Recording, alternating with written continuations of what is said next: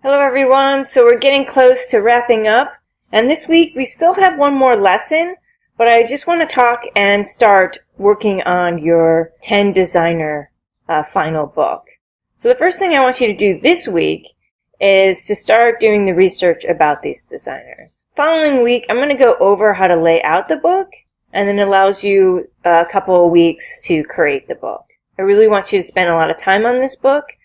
So this is students from last year's book, which we're going to get back and look at, but I want to talk about the copy first. So this copy is provided, and you'll be able to get 9 of the designers' names and information about them.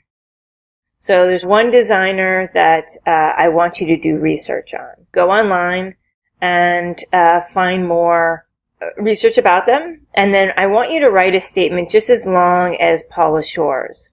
And then I also gave you their website. There's articles within her site that you could check out.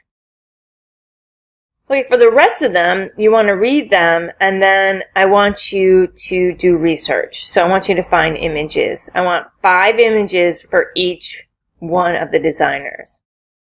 So I'm just going to grab Milton Glaser, and I put Milton Glaser in my Google search or whatever search you're using. You can see that a lot comes up. I mean, he's well known in the design community, and you can see some of his works right here.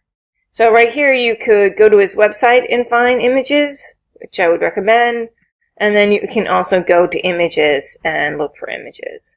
So make sure it's really his work, because sometimes it's work that is inspired from other people. So you can see this is from his site.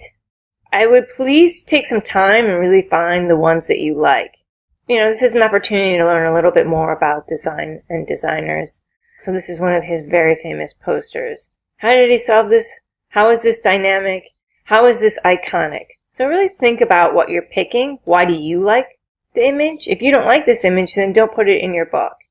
Pick ones that you really like that are inspiring you. So I can drag and drop it here, and then maybe I just check in Photoshop about how large it is.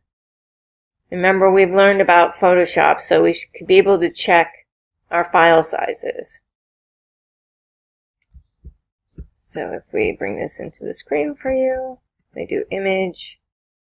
So it's RGB, you're going to want to change it to CMYK. And then we want to check image size. So it's pretty okay because our books aren't really big, so 5 by 7's fine. So please check to make sure the images that you choose are large enough to be in your book and not pixelated. All of them need an image search of 5 images for each one of the 10. And this is a solution that someone did in their book. They had to do 3 image finds for every one of them, and then they had to write a statement for 5 of them. And then they had to do an inspirational piece for 5. But let's look and see what they did.